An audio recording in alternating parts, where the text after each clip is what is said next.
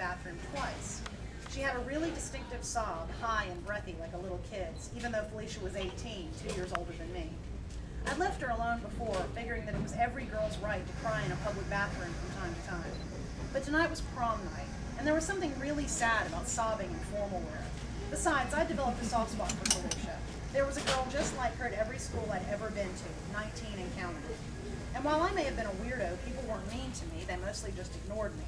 Felicia, on the other hand, was the class punching bag. For her, school had been nothing but a constant parade of stolen lunch money and nasty remarks. I peeked under the stall door and saw a pair of feet in strappy yellow sandals. "Felicia," I called, rapping softly on the door. "What's wrong?" She opened the door and looked at me with angry, bloodshot eyes. "What's wrong? Let's see, Sophie, it's prom night of my senior year, and do you see a date anywhere near me?" No, but you are in the ladies' room, so I thought..." "What?" she asked as she stood up and wiped her nose with a huge wad of toilet paper. "That my date's out there waiting for me?" She snorted. "Please. I lied to my parents and said I had a date, so they bought me this dress." She slapped at the yellow taffeta like it was a bug she was trying to kill. "And I told them my date was meeting me here, so they dropped me off. I couldn't tell them I didn't get invited to my senior prom. It would have broken their hearts." She rolled her eyes. "How pathetic is that?" "It's not that pathetic," I said. "Lots of girls come to prom a lot." She glared at me. "Do you have a date?" I did have a date. Sure, it was Ryan Hellerman, who might have been the only person at Green Mountain High less popular than I was, but it was still a date. And my mom had been so excited that someone had asked me.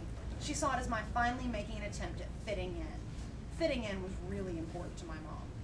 I watched Felicia standing there in her yellow dress, wiping at her nose, and before I could stop myself, I said something totally stupid. "I can help." Felicia looked at me through puffy eyes. "How?" I looped my arm through hers, pulling her to her feet. "We have to go outside." We made our way out of the bathroom and through the crowded gym. Felicia seemed wary as I led her through the big double doors and out into the parking lot. "If this is some sort of prank, I have pepper spray in my purse," she said, holding her little yellow clutch close to her chest. "Relax." I looked around to make sure the parking lot was deserted. Even though it was late April, there was still a chill in the air and both of us shivered in our dresses. "Okay," I said, turning back to her. "If you could have anyone as your prom date, who would it be?" "Are you trying to torture me?" she asked. "Just answer the question." Staring at her yellow shoes, she mumbled, "Kevin Bridges." I wasn't surprised. SGA president, football captain, all-around hottie. Kevin Bridges was the guy almost any girl would pick to be her prom date. "Okay then, Kevin it is," I muttered, cracking my knuckles. Lifting my hands to the sky, I closed my eyes and pictured Felicia in Kevin's arms, her in her bright yellow dress, him in a tux. After just a few seconds of focusing on that image, I started to feel a slight tremor under my feet and a feeling like water rushing all the way up to my outspread hands. My hair started to float from my shoulders, and then I heard Felicia gasp. When I opened my eyes, I saw exactly what I'd hoped. Overhead, a huge dark cloud was swirling, sparks of purplish light flashing inside of it. I kept concentrating, and as I did, the cloud swirled faster until it was a perfect circle with a hole in the center. The magic donut, as I dubbed it the first time I created one on my 12th birthday. Felicia cowered between two cars, her arms raised over her head, but it was too late to stop. The hole in the center of the cloud filled with bright green light. Focusing on that light and the image of Kevin and Felicia, I flexed my fingers and watched as a bolt of green lightning shot out from the cloud and raced across the sky. It disappeared behind some trees. The cloud vanished and Felicia stood up on shaky legs.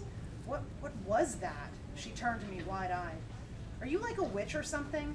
I shrugged, still feeling pleasantly buzzed by the power I'd just unleashed. "Magic drunk, Mom always calls it." "It was nothing," I said. "Now let's go inside." Ryan was hanging out by the punch table when I came back in. "What was that about?" he asked, nodding toward Felicia. She looked dazed as she stood on tiptoes scanning the dance floor. "Oh, she just needed some air," I said, picking up a glass of punch. My heart was still racing and my hands were shaking. "Cool," Ryan said, bouncing his head in time with the music. "Want to dance?" Before I could answer, Felicia ran up and grabbed my arm. "He's not even here," she said. "Didn't that thing you did make him my prom date?" "Shh. Yes, it did, but you have to be patient. As soon as Kevin gets here, he'll find you, trust me."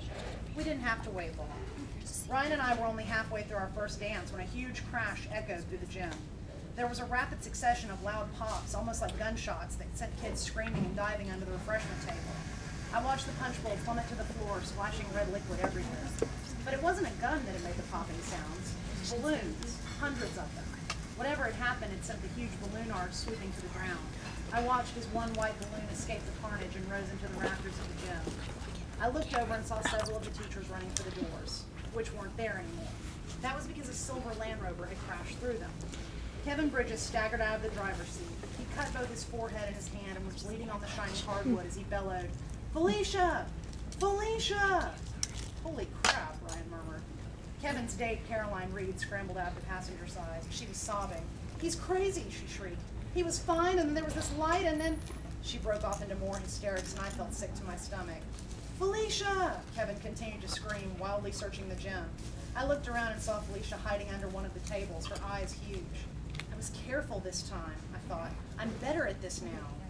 Kevin found Felicia and yanked her out from under the table. "Felicia!" He smiled broadly, his whole face lit up, which, what with the blood and all, was terrifying. I didn't blame Felicia for screaming her head off. One of the chaperones, Coach Henry, sprinted over to help, grabbing Kevin's arm. But Kevin just turned, one hand still clutching Felicia, and backhanded Coach Henry across the face. The coach, who was 6'2" and easily over 200 pounds, went flying backward. And then all hell broke loose. People were stampeding for the doors, more teachers were swarming Kevin, and Felicia's screams had taken on a desperate, keening edge. Only Ryan seemed unfazed. "Awesome," he enthused as two girls scrambled over the Land Rover and out of the gym. "Carry prom." Kevin was still holding one of Felicia's hands, and by now he was on one knee. I couldn't be sure, thanks to all the screaming, but I think he was singing to her. Felicia wasn't screeching anymore, but she was fishing in her handbag for something. "Oh no," I groaned.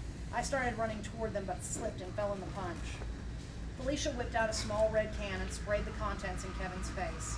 His song broke off in a garbled cry of pain. He dropped her hand to claw at his eyes, and Felicia ran. "It's okay, baby," he shouted after her. "I don't need my eyes to see you. I see you with the eyes of my heart, Felicia. My heart." Great. Not only was my spell too strong, it was also lame. I sat in the pool of punch while the chaos I created raged around me. A lone white balloon bobbed by my elbow, and Mrs. Davison, my algebra teacher, stumbled past, shouting into her cell phone. "I said Green Mountain High. I don't know, an ambulance, a SWAT team, just send somebody." Then I heard a shriek. It was her, Sophie Mercer. Felicia was pointing at me, her whole body shaking. Even over all the noise, Felicia's words echoed in the cavernous gym. She's a witch," I sighed. "Not again." Yay!